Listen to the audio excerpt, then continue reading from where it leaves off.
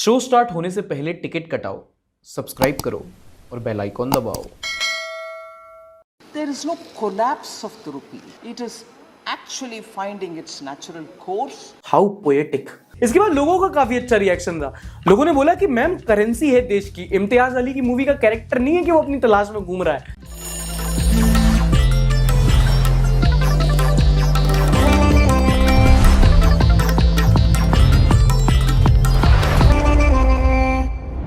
नमस्कार, आदाब and welcome. This is Sarthak and you are watching the Sunday show. News की बात एंटरटेनमेंट के साथ। अच्छा, अगर मैं आपसे बोलूं कि corona virus, Ukraine war, inflation के बाद अब हो सकता है कि वर्ल्ड वॉर 3 भी हमको देखना पड़े, तो आप बोलोगे चुप कर कुत्ते, सो जा। ऐसे थोड़ी बोलेंगे यार, बोलेंगे कि चुप कर भाई, डरा मत, है ना। हफ्ते की सबसे बड़ी कंट्रोवर्सी के लिए इससे पहले मैं आपको स्टोरी लाइन बताऊं, आपको कैरेक्टर से आपका इंट्रोडक्शन करा देता हूं। चाइना और ताइवान एक बड़ी कंट्री है, एक छोटी कंट्री है। इनके बीच का रिलेशन ऐसे समझो कि जैसे रशिया यूक्रेन को अपना बनाना चाहती है, ऐसे ही चाइना की निगाहें ताइवान पर है। मैं तुम्हें भूल जाऊं, ये हो नहीं सकता। अब इसमें ताइवान का कहना है कि नहीं, मैं मॉडर्न इंडिपेंडेंट कंट्री हूं, अपना करियर पे फोकस करना चाहता हूं। तो चाइना का कहना है कि नहीं, तुझे तो मैं अपना बनाकर ही रहूंगा और तुम मुझे भूल जाओ, ये मैं होने नहीं दूंगा। मतलब टॉक्सिक रिलेशन है काफी। अगर China is Kabir Singh, then Taiwan Preeti है। Enter United States of America, China का साला और ताइवान का बड़ा भाई, जिनकी 1979 की ताइवान रिलेशन एक्ट के अंडर यूएसए ताइवान को अपना अलाय मानता है और इन केस चाइना इन्वेड करता है तो यूएसए मिलिट्री सपोर्ट देगा। अर्थात सबसे प्यारी ताइवान यूएसए की यारी बर्गर मोमोज पे भारी। अब ये तो सब जानते हैं कि USA and China are two of the biggest super powers in the world और इनके बीच चलती है लड़ाई, इनकी चलती है एंटी। मतलब कि if BJP is USA then China is Congress, except for the fact that China can put up a fight. गजब बेइज्जती है। तो ये था यूएसए, चाइना और ताइवान का लव ट्रायंगल। समझ गए? कितनी इंटेलिजेंट जनता है यार, सब्सक्राइब नहीं करती बस।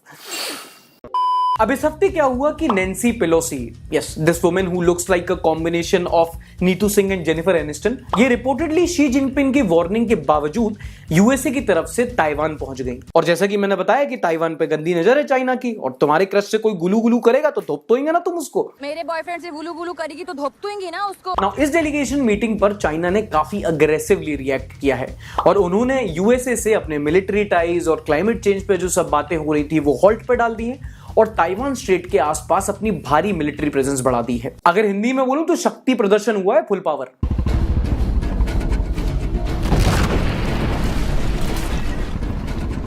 अब इस पूरी कहानी के बाद अगर आपके दिमाग में सवाल आ रहा है कि उससे मेरा क्या फायदा हुआ, मुझे क्या मिला, तो फर्क आप पर डायरेक्टली पड़ेगा। अगर चाइना और यूएसए के बीच में डायरेक्टली कोई भी मिलिट्री कॉन्फ्लिक्ट होता है तो इसका डायरेक्ट असर हम और आप पर पड़ेगा। और जैसे कि आप अभी रशिया और यूक्रेन वॉर के क्राइसिस पे देख चुके हैं कि भले ही जो वॉर है वो हजारों किलोमीटर दूर चल रहा हो, लेकिन उसकी वजह से तेल के दाम बढ़े हैं और अल्टीमेटली क्या हुआ है कि हमारे थाली के दाम बढ़ गए, आटा दाल सब्जी सब हमको महंगी खरीदनी पड़ रही है। ऐसे ही USA and China are two of the biggest economy and military powers in the world. अगर इनके बीच में कुछ होता है तो वर्ल्ड ओवर मार्केट्स पर असर पड़ेगा। अगली बड़ी हाईलाइट इस हफ्ते की ये रही कि हमारे देश की पॉलिटिक्स में काफी हलचल देखने को मिली, मोस्टली अबाउट वन थिंग, जिसको कहते हैं महंगाई या इन्फ्लेशन। इस हफ्ते कांग्रेस ने महंगाई को लेकर काफी प्रोटेस्ट किया और जैसा कि आप जानते हैं आजकल जनता को ना कांग्रेस से फर्क पड़ रहा है ना महंगाई से, तो कांग्रेस का महंगाई पर प्रोटेस्ट क्या ही फर्क पड़ना था। ना सिर्फ पार्लियामेंट के बाहर प्रोटेस्ट हुआ where Gandhis were the centre of attraction, बल्कि पार्लियामेंट के अंदर भी कई सारे नेता अपने अलग अलग तरीके से फैंसी ड्रेस कंपटीशन प्रोटेस्ट करते नजर आए। कोई काले कपड़े पहन के आ गया, कोई सब्जी की माला पहन के आ गया और एक मोहतरमा ने तो कच्चा बैंगन ही खा दिया पार्लियामेंट में। मैं कहती हूँ कि ये सब्जी अगर मैं कच्चा खा जाती हूँ क्योंकि ईंधन नहीं मिलता है। ना मजा तब आया जब फाइनेंस मिनिस्टर निर्मला सीतारमन ने यह कहा कि rupee has not fallen down but it's finding its own course. मतलब रुपया गिरा नहीं है, वो बस अपनी तलाश में है कहीं। There is no collapse of the rupee. It is actually finding its natural course. How poetic. इसके बाद लोगों का काफी अच्छा रिएक्शन था। लोगों ने बोला कि मैम करेंसी है देश की, इम्तियाज अली की मूवी का कैरेक्टर नहीं है कि वो अपनी तलाश में घूम रहा है। मैं उड़ना चाहता हूँ ना, दौड़ना चाहता हूँ, गिरना भी चाहता हूँ, बस रुकना नहीं चाहता। What do you mean by finding its own course? मतलब जेनजी लोग समझेंगे that is how toxic people justify emotional unavailability. Yes, Shruti, I know I have hooked up with you twice, but I cannot commit a relationship. I'm just in a different zone right now, you know. I'm just finding my own course. एक BJP के नेता हैं जो इनसे भी एक step आगे चले गए और पार्लियामेंट के बीच में खड़े होकर बोले कि हाँ ठीक है, बिक रहा होगा पेट्रोल महंगा, तेल महंगा, बट कहां है महंगाई? कहीं तो नहीं है महंगाई, दिख ही नहीं रही महंगाई। व्हाट महंगाई? हाउ महंगाई? ये वास्तविकता है, आपको पसंद नहीं आई, आप महंगाई ढूंढ रहे हैं, महंगाई ढूंढ रहे हैं, आपको महंगाई मिल ही नहीं रही है क्योंकि महंगाई है ही नहीं। रियली सर महंगाई है, कोमल शर्मा नहीं है कि आपको दिख नहीं रही? अच्छा, इस हफ्ते एक वीडियो जो वायरल तो नहीं कहूंगा बट ट्विटर पे काफी ज्यादा रीट्वीट हुई, वो थी ये। का दिमाग खराब कर रहा है, हमारी भारतीय संस्कृति को बिगाड़ रखा है।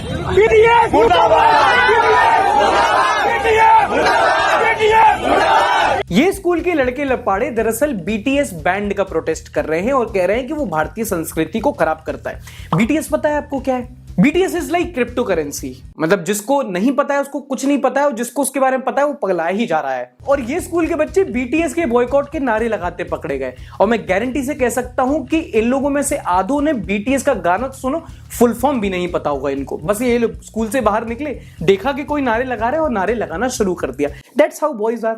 यही लड़के हैं, गलती हो जाती है। और अगर इनको बीटीएस की जानकारी है भी ना तो इनका जॉनर अलग है। समझ रहे हो ना?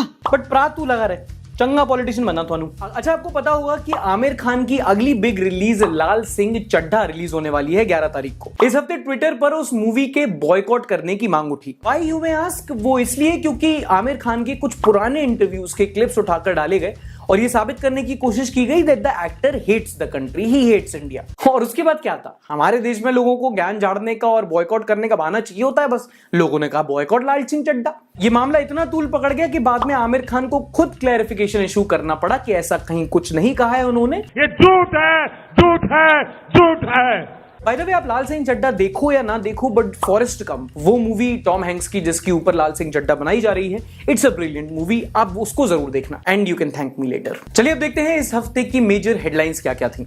हफ्ते की सबसे बड़ी खबर तब रही जब यूनाइटेड स्टेट्स ऑफ अमेरिका ने आतंकवादी संगठन अल कायदा के चीफ अयमन अल जवाहिरी को अफगानिस्तान में एक मिसाइल स्ट्राइक के दौरान मार गिराया। अलकायदा के बारे में आपने सुना ही होगा, ये एक आतंकवादी संगठन है जो अमेरिका में 9/11 में जो ट्विन टावर्स गिराए गए थे उसके पीछे ये रिस्पॉन्सिबल था। इसके पिछले चीफ ओसामा बिन लादेन को भी यूनाइटेड स्टेट्स ने ही कुछ सालों पहले एक ऑपरेशन के दौरान मार डाला था। अगली खबर है स्पोर्ट्स के जगत से, जहां बर्मिंघम में चल रहे कॉमनवेल्थ गेम्स में इंडिया बहुत बेहतरीन प्रदर्शन कर रहा है। इस वक्त जब मैं ये वीडियो रिकॉर्ड कर रहा हूं, इंडिया 26 मेडल्स जीत चुका है, जिसमें 9 गोल्ड, 8 सिल्वर और 9 ब्रॉन्ज मेडल्स शामिल हैं। ज्यादातर मेडल्स जिन स्पोर्ट्स से आए वो थे wrestling, weight lifting, badminton, athletics, judo, squash. और अभी भी हमारे कई सारे एथलीट्स हैं जो अपने अपने स्पोर्ट्स में प्लेऑफ्स में पहुंचे हैं और मेडल्स आने की उम्मीद है। अब इस साल के कॉमनवेल्थ गेम्स में खास बात यह है कि हमें कई सारे मेडल्स उन स्पोर्ट्स में मिले जिसमें इससे पहले हमने कभी कोई मेडल नहीं जीता था। कॉमनवेल्थ गेम्स के कुछ दिन और बचे हैं। Let's hope we can get 30 medals in one tournament, जो अपने आप में एक रिकॉर्ड होगा। अच्छा, जैसा कि आप जानते हैं कि इस साल के 15 अगस्त को जो हम इंडिपेंडेंस डे मनाएंगे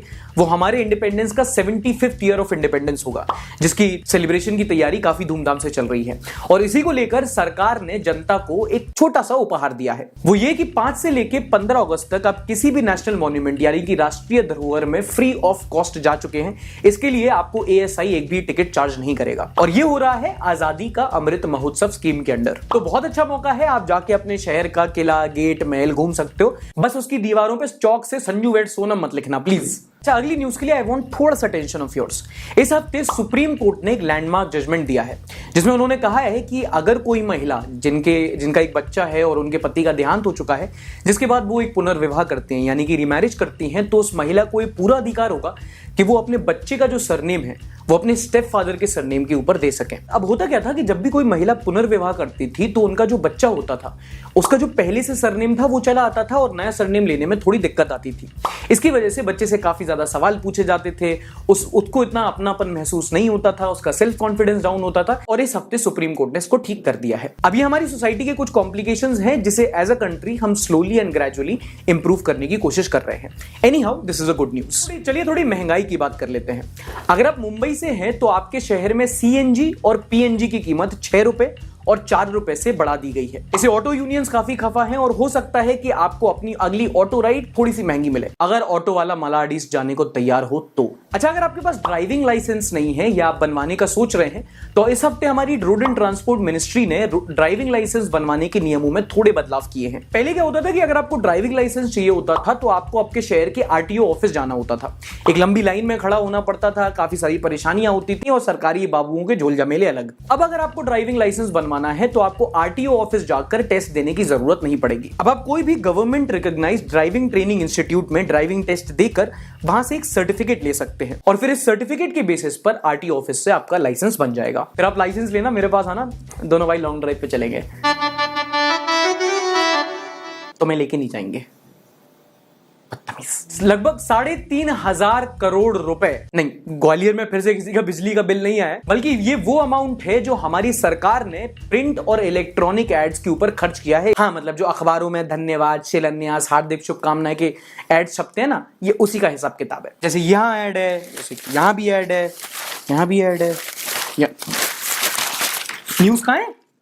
and the last news is from Bollywood, जहां बॉलीवुड के पावर कपल अली फजल और ऋचा चड्ढा, ये रूमर्स हैं कि इनकी बहुत ही जल्दी शादी हो जाएगी। They will soon get married. अरे नहीं है लब जिहाद का एंगल, वो तो मुन्ना भैया अंडा खिला देते हैं, वरना गुड्डू पंडित। मतलब गुड्डू भैया की शादी होगी नगमा से, और अब अगर गुड्डू भैया कहीं पर बोतल भरने गए ना अपनी, तो नगमा बोलेगी। चलिए बढ़ते हैं फाइनेंस न्यूज की तरफ, और उसमें 2 मेजर न्यूज हैं, एक देश को लेकर है और दूसरी से शायद आप पर्सनली खुद रिलेट कर पाएं। शुरुआत भी उसी से करते हैं। एक सर्वे में पाया कि पिछले 3 साल में देश में लगभग ऐसे 40% लोग थे ऑन एन एवरेज जिनके साथ कोई ना कोई फाइनेंशियल फ्रॉड हुआ है, यानी कि उनके जो ऑनलाइन बैंक में पैसे पड़े थे या ओटीपी के थ्रू किसी ने काट दिया। और इनमें से 75% यानी कि हर 4 में से 3 लोग ऐसे थे जिन्हें अपना पैसा कभी वापस ही नहीं मिला। एंड ऑब्वियसली जितने भी फाइनेंशियल फ्रॉड्स हुए हैं उनमें से ज्यादातर बैंक अकाउंट को लेकर हुए हैं। स्कैमर्स ने और भी कई तरीकों का इस्तेमाल किया, जैसे कि debit card, credit card, OTP के थ्रू फ्रॉड वगैरह वगैरह। मोबाइल एप्स के थ्रू भी आजकल बहुत सारे फ्रॉड्स होते हैं और इसका सॉल्यूशन कोई नहीं है, बट प्रिकॉशन जरूर है कि जब भी कभी भी पैसे का मामला है, आपके बैंक अकाउंट का मामला है, तो आप कभी भी अपने जो पर्सनल इंफॉर्मेशन होती है, जैसे कि ओटीपी हो गया, ये किसी के साथ शेयर मत कीजिए। एक और आजकल जो बहुत ज्यादा स्कैम देखने को मिल रहा है, वो आपको कोई ना कोई एक क्यूआर कोड देता है और आपको आपका जो एक 4 डिजिट सिक्योर पिन होता है वहां आपको डालने का बोला जाता है। तो कभी भी ओटीपी, यूपीआई पिन, वो डिजिट्स जो आपको पता होनी चाहिए, आपकी पर्सनल इंफॉर्मेशन होती है, किसी के साथ भी किसी भी कंडीशन में शेयर मत कीजिए। अगली खबर हमारे देश को लेकर है और वो ज्यादा अच्छी नहीं है। वो ये कि बीते महीने यानी कि जुलाई के महीने में हमारे देश का ट्रेड डेफिसिट बढ़ गया है। जुलाई के महीने में भारत का ट्रेड डेफिसिट $31 बिलियन रहा, जो पिछले साल के मुकाबले 3 गुना ज्यादा था। जब कभी भी देश की बात आती है, इकोनॉमी की बात आती है, तो ट्रेड डेफिसिट एक ऐसा टर्म है जो आपको बार बार सुनने को मिलेगा। जो फाइनेंस के स्टूडेंट्स होंगे उनको पता होगा, अगर आपको नहीं पता है तो trade deficit it's basically difference between the imports and the exports. यानी कि बेसिकली वही होता है कि मान लो अगर हमने 100 रुपए के कुछ प्रोडक्ट्स हैं जो बाहर से इंपोर्ट किए और 40 रुपए के प्रोडक्ट्स बाहर भेजे, तो हमारा ट्रेड डेफिसिट हो गया 60 रुपए। ट्रेड डेफिसिट, किसी भी कंट्री का ट्रेड डेफिसिट बढ़ना उसकी इकोनॉमी के लिए अच्छा नहीं होता। ट्रेड डेफिसिट बढ़ता है तो जीडीपी घटती है नॉर्मली। अब इसकी कई वजह होती हैं, जैसे कि रुपए का कमजोर होना या फिर जो डोमेस्टिक मैन्युफैक्चरिंग है उसमें कमी आना, कुछ ग्लोबल फैक्टर्स भी होते हैं और भी कई तरीके होते हैं। अभी के लिए बस इतना समझ लो कि इंडिया का ट्रेड डेफिसिट बढ़ा है, जो कि अच्छी बात नहीं है। ट्रेड डेफिसिट बढ़ा नहीं है, it's finding its own course. And now let's move on to the news which don't make any sense, like every other news, but at least these are honest about it. पहली nonsense news है वाइजैक से, जहां पर एक couple बीच पर अपनी marriage anniversary मनाने गए। जो वाइफ थी वो समुद्र की लहरों के पास गई और वो कुछ समय बाद जब वो मिली नहीं तो पतिदेव को लगा कि हो सकता है कि वो समुद्र की लहरों में बह गई हो। फिर उन्होंने आनंद फानंद में कोस्ट गार्ड को इन्फॉर्म किया, जिन्होंने पुलिस को इन्फॉर्म किया और फिर अल्टीमेटली नेवी इन्वॉल्व हुई। फिर इस महिला का सर्च ऑपरेशन चला, हेलीकॉप्टर्स इन्वॉल्व हुए, कई सारी रेस्क्यू टीम्स, नेवी ने कई सारा टाइम लगाया और 1 करोड़ रुपए की लागत लगी पूरे रेस्क्यू ऑपरेशन में। 3 दिन तक ये रेस्क्यू ऑपरेशन चला। बाद में पता चला कि महिला को समुद्र की लहर नहीं बल्कि इश्क की लहर उड़ा के ले गई है। वो गायब नहीं हुई थी, अपने बॉयफ्रेंड के साथ बैंगलोर कटली थी। ऐसी एक मजेदार न्यूज आई कानपुर से, जहां पर एक कलेक्टर को दी गई लीव एप्लीकेशन वायरल हो गई, जब एक सज्जन ने पत्नी को मायके से लाने के लिए यह अवकाश पत्र दिया था। ये सब्जेक्ट लाइन में लिखा था और डिस्क्रिप्शन में उन्होंने रीजन भी दिया है कि क्यों चली गई थी। दरअसल इस सज्जन की मेहरारू से इनकी प्यार मोहब्बत को लेकर तकरार हो गई, जिसके बाद वो बच्चों को लेकर मायके कट ली और फिर पतिदेव कलेक्टर से छुट्टी मांग रहे हैं कि भैया गलती हो गई। इसीलिए मुझे इस देश से प्रेम है कि भाई कहां कहीं भाई महंगाई, लूट मार, दंगे फसाद की घटना हो रही होती है, प्रशासन घेरे में होता है और कहीं कलेक्टर को परेशान होना पड़ रहा होता है क्योंकि किसी सज्जन की बीवी मायके चली गई, घर नहीं लौट रही। अच्छा, मैं हर बार कहता रहता हूं कि आपको न्यूज में जितना हेट सुनने को मिलता है ना, उतना आम जनमानस में है नहीं। वहां अभी भी काफी प्यार है। कहने का मतलब ये कि मीडिया का हाँ जो है उनका काम असर लाया है, लेकिन अभी भी सोसाइटी में काफी यूनिटी है। और ये बात साबित हुई है गॉड्स ओन कंट्री यानी कि केरला में। स्टोरी है मालप्पुरम डिस्ट्रिक्ट के कोटक्कल की, जहां पर एक 18 साल की लड़की कैंसर से जूझ रही है, जिसके ऑब्वियसली ट्रीटमेंट में काफी ज्यादा खर्चा आ रहा है। तो वहां पर मंदिर की कमेटी और मस्जिद की कमेटी दोनों साथ में मिलकर इस बच्ची के ट्रीटमेंट के लिए फंड्स रेज कर रहे हैं। इनफैक्ट मंदिर और मस्जिद की कम्युनिटीज ने साथ में मिलकर एक काफी अच्छा अमाउंट रेज कर भी लिया है। And that's the only time where I like mandir and masjid in the same sentence, जहां प्यार है, नफरत नहीं है। अब जिस लड़की के ट्रीटमेंट के लिए फंड्स रेज हुए हैं, उसका धर्म क्या है ना ये मुझे पता है, ना ये मैं जानना चाहता हूं, ना मैं बताऊंगा और ना इससे फर्क पड़ता है। हाल ही में शार्क टैंक इंडिया का पहला सीजन आया था, जिसमें देश में एंटरप्रेन्योरशिप का एक जज्बा जगाया था। मतलब लोगों के माइंडसेट में काफी चेंज आया। दो चीजें बहुत बेहतरीन देखने को मिले, बिजनेस आइडियाज और मीम्स। क्या कर रहे हैं यार तू? और इसमें अच्छी बात ये थी कि जब जुगाड़ू कमलेश और झाजी अचार वाले जो महिलाएं थी वो जब आई, तो हमें पता चला कि जो एंटरप्रेन्योरशिप है, जो स्टार्टअप्स हैं, वो ना सिर्फ बड़े शहरों में और मेट्रोपॉलिटन सिटीज में, बल्कि छोटे गांव और कस्बे में भी हो रहे हैं। वहां भी एंटरप्रेन्योर्स अपने आइडियाज के साथ बिजनेस खोल रहे हैं। और ये बात साबित हुई इस हफ्ते, जब minister of state for commerce and industry Som Prakash ने एक डेटा दिया पार्लियामेंट में, जिसमें बताया कि इस वक्त सरकारी आंकड़ों में देश में लगभग 73,000 यानी कि 73,000 स्टार्टअप्स हैं। और इनमें से आधे से भी ज्यादा यानी कि 50% से ज्यादा स्टार्टअप्स ऐसे हैं जो नॉन मेट्रोपॉलिटन सिटी से ऑपरेट कर रहे हैं। अब ये पॉजिटिव न्यूज इसलिए है क्योंकि ना सिर्फ इन छोटे छोटे स्टार्टअप से इन गांवों और कस्बों में रोजगार मिलता है, बल्कि हमें यह भी पता चल रहा है कि इन छोटे छोटे गांवों और कस्बों में भी एंटरप्रेन्योर्स बढ़ रहे हैं। लोगों को अब माइग्रेशन करके सिर्फ जॉब वाली मेंटालिटी से हटकर लोग अपना धंधा खोलने की कोशिश कर रहे हैं। और क्या पता अगर सब कुछ अच्छा रहा तो अगला जो बड़ा यूनिकॉर्न हो वो बेंगलुरु से नहीं बल्कि भागलपुर से निकल जाए। Who knows? अच्छा, लड़कियां थोड़ा ध्यान दें, सैनिटरी पैड्स को लेकर एक इंटरेस्टिंग न्यूज है। अरे सैनिटरी पैड्स यार, सॉरी,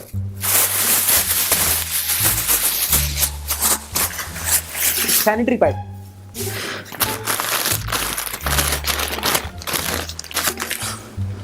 अच्छा, जो लड़के बॉयज स्कूल से हैं जिन्हें अभी तक कुछ नहीं पता, फीमेल इंटरेक्शन 0 है, तो बेसिकली ये वो प्रोडक्ट है जिसे लड़कियां मेंस्ट्रुअल डेज में यानी कि पीरियड्स के टाइम में यूज करती हैं। Now while sanitary pads are absolutely essential to women, इसमें प्रॉब्लम ये है कि ज्यादातर महिलाएं इसे अफोर्ड नहीं कर पाती हैं, थोड़ा महंगा पड़ जाता है। और एक ये कि इसका जो मटेरियल होता है वो एनवायरमेंट फ्रेंडली नहीं होता, इसको डिकम्पोज होने में कई सालों लग जाते हैं। इनफैक्ट एक सरकारी स्टडी की माने तो एक महीने में देश में लगभग 1 बिलियन यानी कि 1 अरब सैनिटरी पैड्स यूज होते हैं।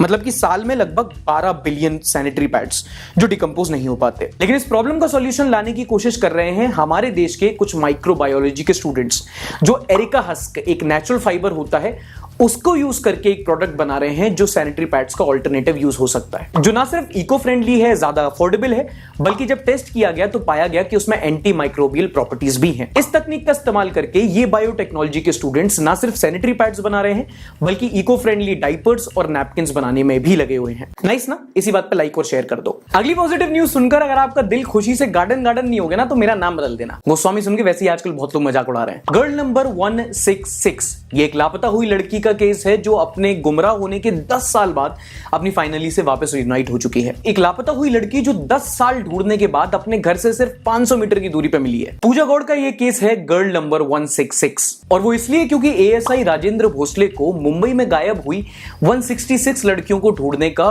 टास्क मिला था, जिसमें से उन्होंने 165 लड़कियों को ढूंढ लिया था। बस ये एक लड़की बची थी जिसे वो अपने रिटायरमेंट के कई सालों बाद तक ढूंढते रहे। आज जाकर वो लड़की मिल चुकी है। कैसे? बताता हूं। पूजा को जोसेफ डिसूजा नाम के एक आदमी ने अगवा किया था जब ये महज 7 साल की थी, और जब लोग पूजा को ढूंढ रहे थे तो इसने कर्नाटका में उसे एक गांव में छुपा दिया। और फिर जब कई सालों बाद मामला ठंडा पड़ गया तो उसे ये अंधेरी में एक सोसाइटी में एज अ बेबी सिटर, मतलब एज अ आया की तरह काम करवा रहा था। अगवा होने के 10 साल बाद ये लड़की अपना पहचान, अपना पता सब कुछ भूल चुकी थी। इसके साथ मारपीट होती थी और इसे बस इतना याद था कि इसका नाम पूजा है और इसे अगवा किया गया था। लेकिन जिस घर में ये काम करती थी उसमें एक जो मेड थी उसने पूजा की हेल्प की।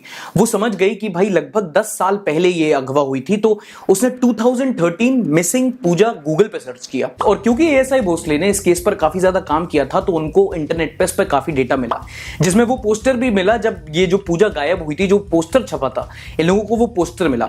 उस पोस्टर में 5 नंबर्स थे जो दिए गए थे कॉन्टैक्ट के लिए। उन 5 में से 4 नंबर अब काम करना बंद कर चुके थे, सिर्फ एक नंबर काम किया, वो था इनके पड़ोसी रफीक का। रफीक को जब फोन आया और बताया गया कि मैं पूजा बात कर रही हूं तो उससे पहले विश्वास नहीं हुआ। फिर जब वीडियो कॉल किया तब पता चला कि ये बात सच है, पूजा मिल चुकी है और घर से सिर्फ 1 किलोमीटर दूर किसी सोसाइटी में काम कर रही है। फिर परिवार वाले पहुंचे और 10 साल बाद अपनी अगवा बेटी से वापस मिल गए। इस केस के कई सारे हीरो हैं। सबसे पहले तो एएसआई भोसले, जिन्होंने इतना काम किया और सिर्फ पूजा को नहीं, उनके साथ लगभग 165 लड़कियों को अपनी फैमिली से मिलाया। और ये मेड जिसने इतना रिस्क उठाकर पूजा को अपने घर वालों से वापस मिलाया। तो ये थी इस हफ्ते की न्यूज। अब हम जानते हैं कि इस पर पब्लिक ने, यानी कि आप लोगों ने कैसे रिएक्ट किया, मीम्स के थ्रू, कमेंट्स के थ्रू आपके क्या रिएक्शन रहे, चलिए जानते हैं। पंस्टर ने ट्वीट किया है। बाय द वे, अगर आपका एक ट्विटर हैंडल है तो आप पंस्टर को जाके जरूर फॉलो कर सकते हैं। इट्स एन एक्सीलेंट अकाउंट, बहुत अच्छे ट्वीट रहते हैं। हो सकता है कि व्यूज से आप डिसएग्री करें, but humour is top notch. Punster, when you are dying and suddenly you remember there will be no GST on the funeral.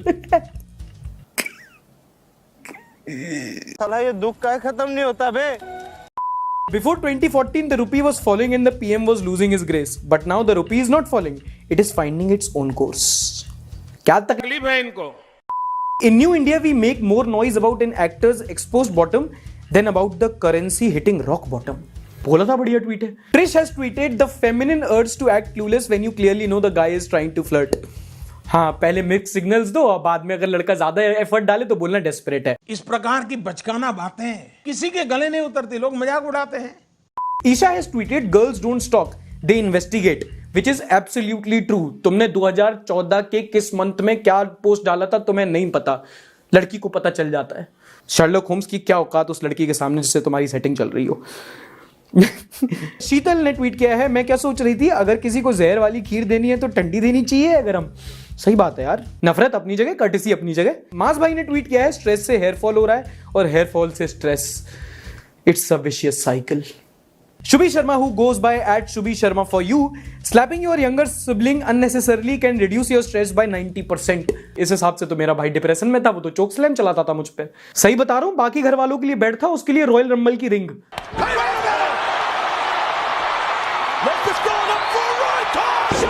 मीमवती ने ट्वीट किया है, मसाला पीसते वक्त मिक्सर ग्राइंडर का ढक्कन पकड़े आप। यार, मिडिल क्लास लोग सब समझ जाते हैं। सागर काजम, 7 माह से पति बाहर था, इधर पत्नी हो गई गर्भवती, बोली सपने में आए थे पति।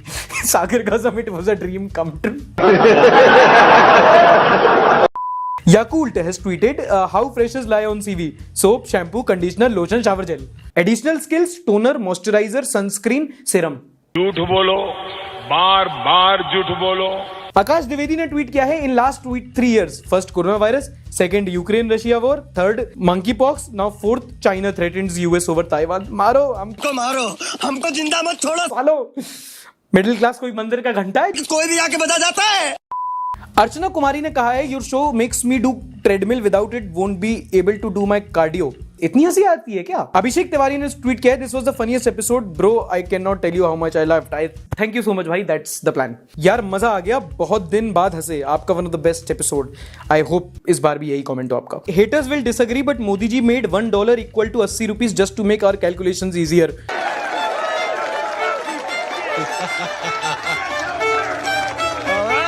Professor NGL Raja Babu, again one more Twitter handle जिनसे आप ओपिनियन से डिसएग्री कर सकते हो, बट बड़ा अच्छा सेंस ऑफ ह्यूमर। आपको सीधे मारा उसने। सूर्या कुमार के वैरायटी और शॉर्ट्स देखने के बाद बाबर आजम को एहतजाजन अब स्टेप डाउन खुद हो जाना चाहिए, नंबर 1 पे। यार अगले हफ्ते नहीं, मैं अभी से चाह रहा हूं। मैं दूसरा जन्म ले भी लूं तो भी इस तरह के शॉट नहीं मार सकता है, इसमें एडमिट कर ले, मैं क्या जा रहा है। हाँ। तुम भाई फ्रस्ट्रेशन देख रहे हो, सही बात है। सूर्य कुमार यादव क्या शॉट मारता है, फुल लेंथ पे बॉल आ रही है, वो पीछे छक्का मार रहा है, क्या चल रहा है उसका। सूर्य कुमार यादव मिस्टर 360 डिग्री कहां से भाई, मिस्टर 720 डिग्री है वो। World's top 10 zoo websites: Berlin, San Diego, New Delhi, एडिन। क्या या इतना प्रमोशन भी नहीं करना था, देखो। Okay, now coming to your favourite section, India की कुछ सिटीज के बारे में कुछ इंटरेस्टिंग चीजें जानते हैं, बेसिकली आपके home towns. Sudha Mathur ji is watching from the summer capital of Britishers, which is ma'am Shimla. जो शिमला है वो 1860 में, जहां तक मेरा ख्याल है, उसको शिमला को ब्रिटिशर्स की समर कैपिटल बनाया गया था। मुझे रीजन इसका नहीं पता, but if I were to guess I would say कि क्योंकि वो लोग एक कोल्डर क्लाइमेट से आते थे और जब इंडिया में गर्मी ज्यादा हो जाती थी तो दिल्ली की गर्मी उनसे सहन नहीं होती थी, तो वो एक कोल्डर सिटी में शिफ्ट हो गए अपने ऑपरेशंस करने के लिए। I can be wrong, you can correct me in the comments. Mukesh एम्बेट 2002 भाई के पूरे फैमिली के साथ is watching from the place जहां का एक बंदा 100 पर भारी पड़ता है। एक बिहारी 100 पर भारी बुझे। Lavneet _Raj is watching from the city of 1000 gardens. City of 1000 gardens is Hazaribagh in Jharkhand, और हजारीबाग एक बहुत ज्यादा लश ग्रीन सिटी है। वहां पर आप जाएंगे तो आपको कई अच्छा मौसम मिलता है, हरियाली मिलती है। हिस्टोरिकली एक ट्राइबल डोमिनेटेड एरिया रहा है हजारीबाग, एंड सर काफी खूबसूरत सिटी है आपकी। Nishi Rana is watching from the CWG Commonwealth Games 2022 host city which is Birmingham. Medal जीत रहे हैं जहां पर हम 20 जीत चुके हैं अभी तक। Akshay Patil is watching from the city of santra and mantra Nagpur, city of oranges and mantri, क्योंकि आई डोंट RSS। तुषार भाई भी वहीं से हैं। Mustafa Ali Khan is watching the Sunday show from where Sachin Tendulkar made his test debut. यार देखो, सचिन तेंदुलकर की मोस्ट इनिंग्स तो शारजाह में रही हैं, और मुझे लगा शारजाह है, बट मैंने गूगल किया तो पता चला actually the city of Karachi, जहां पर 1989 में सचिन तेंदुलकर ने अपना टेस्ट डेब्यू किया था। पाकिस्तान, इंडिया पाकिस्तान का मैच है वैसे इस महीने ना। कोहली खेलेगा क्या लगता है? मुझे तो नहीं लगता। आंचल रावत ने ट्वीट किया है, ये Sarthak love you show, could you please make a Q&A about your journey, will love to know more about you.